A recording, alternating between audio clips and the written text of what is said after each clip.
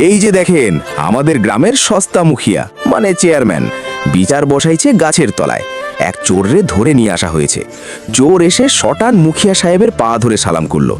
মুখিয়া তো গরম, কয় বেটা চোর, আমার পা ধরিস কেন? ফেরত দে আমার পায়ের আশীর্বাদ।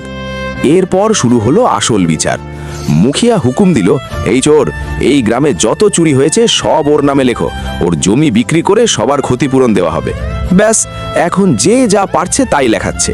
কারোর ছাগল চুরি হয়েছে, কারোর সাইকেল, এমনকি একজনের অন্তর্বাস মানে জাঙ্গিয়া চুরি হয়েছে, সেটাও চোরের নামে লিখে দেওয়া হচ্ছে। দাম 210 টাকা। এর মধ্যেই খবর আসলো মুখিয়া সাহেবের একটা ছেলে হয়েছে। গ্রামের সবাই তো খুশিতে আত্মহারা, মুখিয়া নিজেও মহা খুশি। কিন্তু মুখিয়ার মনে খটকা লাগলো।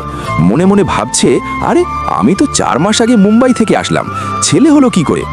এটা শুনে চোর বলছে, মুখিয়া সাহেব, এই দোষটাও আমার নামে লিখে দেন, আর জমি বিক্রি করে যা টাকা পাবেন আপনিই রাখেন।